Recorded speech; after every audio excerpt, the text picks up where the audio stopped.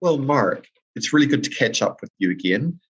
Hey, the last time we caught up, you mentioned that people are focused on four big areas: scaling their business remotely, the deferred maintenance arising out of Brexit, the M&A market, and the knock-on effect from big things like BEPS 2.0. So I wanted to catch up with you on just a couple more of those items. Tell me a bit more about transaction activity in the M&A market. Yeah, hi Rodney, great to catch up again. We've seen consistently really high levels of deal activity going on here in the UK, and obviously from an international tax perspective, what's quite interesting is what comes out in both sort of preparation for exits and also through diligence from our clients going through a deal process. And one consistent theme that I've seen is a lot more scrutiny on the ESG credentials of businesses and due diligence and what they're doing about that. And I think what clients are talking to me about is both looking at some of the historic things. So things in the UK we've had for quite a while, like senior accounting officer, corporate criminal offence, the mandatory disclosure rules here in Europe, and how their tax teams and their governance are set up to comply, monitor, get the data to deal with those. But actually also people are starting to really start to think ahead about some of the new things that are coming down the line.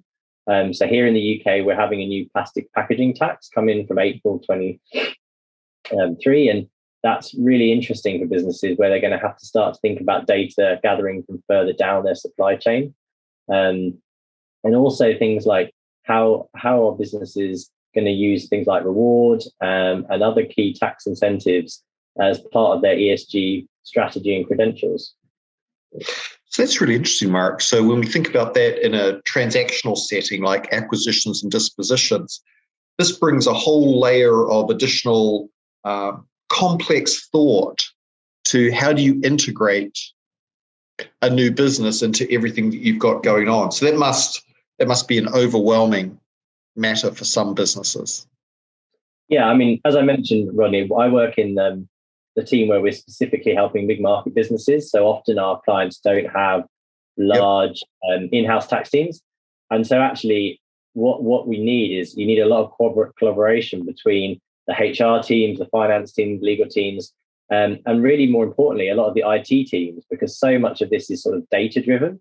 And so really to cope with a lot of these new things that are coming down the line, they need to be thinking about how can we collect the data efficiently in order to do our reporting. And so tax is having to collaborate with IT. Interesting. Probably far more than it ever had to as well. Yeah, definitely. And so that sort of trails nicely into the other topic you mentioned, which is the knock-on effect of these big macro tax issues like BEPS 2.0. What are you hearing about in that space? Yeah, I think obviously a lot of people have sort of caught up to the headlines around BEPS 2.0 and Pillar 1 and Pillar 2. But for scaling businesses, what's quite interesting is often they would look across to comparators, to competitors, and see how they've set up their international structures. And people might be taking advantage of having more scale and being able to be slightly more global. And that could potentially leave UK businesses at a slight disadvantage. Whereas with especially Pillar 2 coming in, actually that disadvantage is going to start to erode. You know, as part of the HMRC's consultation on Pillar 2, we're going to have a domestic minimum tax rate here in the UK of 15%. And I imagine if other countries follow suit, then actually that's changing the mindset of businesses from thinking about what's the minimum ETR my competitors might have versus my own ETR. So that's really interesting, Mark, because it's probably something that not a lot of people are focused on with BEPS, right? Everyone hears the thresholds, 750 odd million that you need to meet in order to be subject to these rules. But the practical way of life is that these rules are likely to impact everyone, regardless of size. Exactly. And even with Pillar 1 as well, you know, especially for scaling businesses going into new territories, the approach from tax authorities to collecting their tax in their country is going to be relevant for all of the businesses, whether or not they meet these thresholds.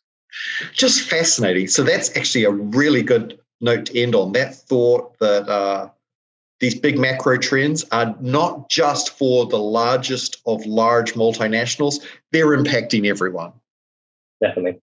So, Mark, really good to catch up with you again. Again, congratulations for becoming a partner in our UK firm, and I look forward to seeing you again in person.